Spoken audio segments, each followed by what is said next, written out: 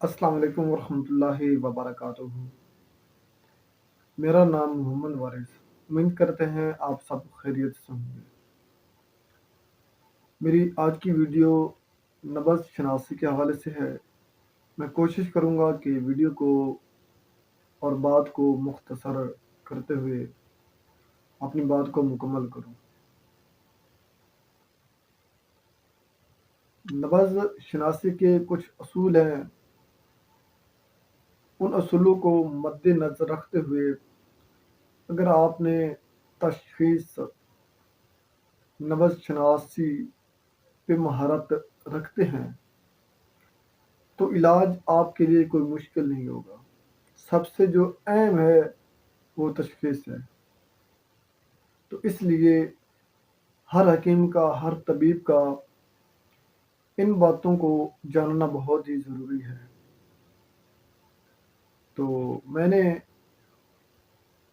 اس بات کو نبض شناسی کے حوالے سے ایک اہم جانا، تو اس لیے اور کافی دوستوں نے بھی گزارش کی تھی، کہا تھا کہ ہمیں نبض شناسی کے حوالے سے کچھ معلومات دیں۔ تو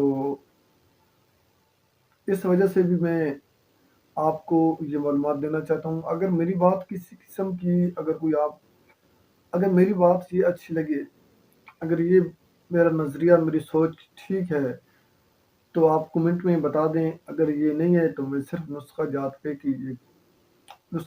پہ ہی ویڈیو بنایا کروں گا، کیونکہ جو بھائی سیکھ رہے ہیں یا شوق رکھتے ہیں یا جو یہ چاہتے ہیں کہ ہم اپنا علاج خود کر سکیں یا صرف ہمیں مزاج کا پتہ چل سکے، امراض کا پتہ چل سکے، اگر جس بھائی نے یہ جان لیا تو ان کو علاج کرنے میں کوئی دشواری نہیں ہوگی۔ جو طبیب ہے، معالج ہے، کن باتوں پہ عمل ان کو کرنا چاہیے، کن اصولوں پہ ان کو رہنا چاہیے اور عمل کرنا چاہیے۔ سب سے پہلے جو طبیب ہے، معالج ہے، حکیم ہے، وہ ایک نیک ہونا چاہیے، پرہیزگار ہونا چاہیے، متقی ہونا چاہیے۔ اور دوسرا، 5 وقت کی نماز باجماعت ادا کرتا ہو، ذکر اللہ کی کثرت کرتا ہو، جھوٹ نہ بولتا ہو، اس کے دل میں دنیا کی حب نہ ہو، مال کی حب نہ ہو، حقوق العباد کا خیال رکھتا ہو، اس کے علاوہ غریب امیر میں فرق رکھتا ہو، نرم دل ہو، سخت مزاج نہ ہو۔ جو حکیم ہے، طبیب ہے، معالج ہے، وہ بیمار نہ ہو، اس کو ہارٹ کی پرابلم نہ ہو، اس کو بخار نہ ہو، سر میں درد اس کو نہ ہو، ایک مخلصانہ انداز میں ان کو کام کرنا چاہیے۔ اگر اس کے پاس کوئی مریض آئے تو اس کو پہلے تسلی دے، مطمئن کرے، اس کے ذہن میں اگر کوئی ٹینشن ہے تو وہ اس کی دور کر دے۔ جس بیماری کی وجہ سے وہ پریشان ہے تو سب سے پہلے اس کی یہ دور کریں۔ یہ جو میں نے پہلے باتیں عرض کی، اس کی کیا وجہ ہے، کیا وجوہات ہے، اس کے پیچھے بہت بڑا ریزن ہے۔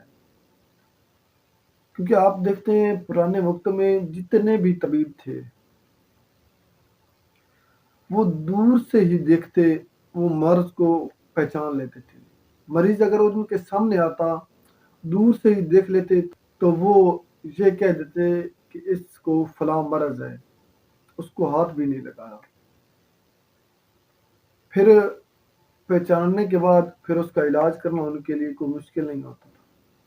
پرانے وقتوں میں بھی ایسے ایسے امراض تھے جن کا آج کے دور میں علاج ناممکن ہے، اس دور میں ممکن تھا کہ وہ اچھے ماہر طبیب تھے، نالج رکھتے تھے، بوڑھے ہوئے تھے، ان کے پاس ایک تجربہ تھا، تو آج کے دور میں یہ کیوں نہیں ہے؟ دراصل مین وجوہات یہی ہے کہ ہر بندہ لالچ میں پڑ گیا ہے، دنیا کی حب میں آ گیا ہے، احساس نہیں رہا کسی کا، جس لیے یہ شفا بہت ہی کم لوگوں کے ہاتھوں میں ہے۔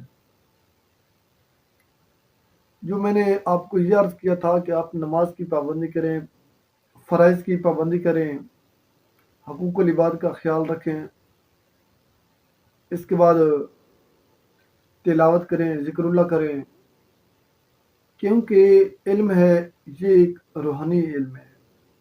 حضور صلی اللہ علیہ وآلہ وسلم نے بھی دو علوم کے بارے میں ارشاد فرمایا کہ ان دو علوم کو آپ سیکھنے کی اور سکھانے کی کوشش کرو،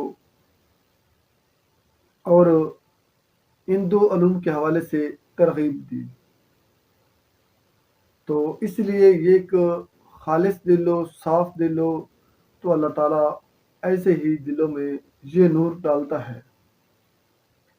اگر آپ مخلص ہوں گے، سچے ہوں گے، تو انشاءاللہ ان باتوں پہ عمل بھی کریں گے، تو انشاءاللہ دور سے مریض دیکھتے ہی آپ کو ایک الہامی طور پہ آپ کو پتہ چل جائے گا، روحانی طور پہ آپ کو پتہ چل جائے گا کہ اس کو کیا مسئلہ ہے، اس کو کیا مرض ہے، اور میں نے اس کو کیا دوائی دینی ہے، اس کا علاج کیا ہے۔